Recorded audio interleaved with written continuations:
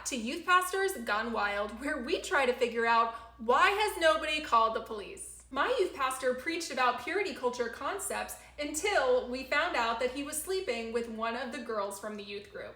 He was removed and nobody spoke to us about it. He left for a couple of months and then came back to the church with his new wife. My priest hired his son to be the youth minister so that it would count towards his community service.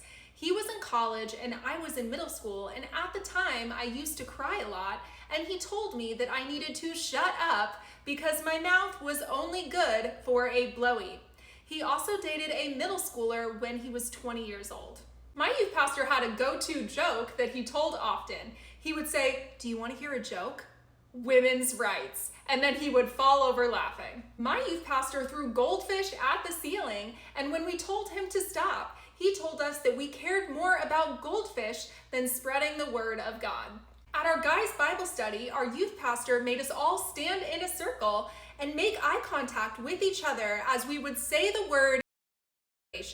And then we had to explain what type of corn we watched. If we laughed, we had to start over. When my brother-in-law was 13 years old, the youth pastor refused to release the youth group until every single kid admitted that they had a corn addiction.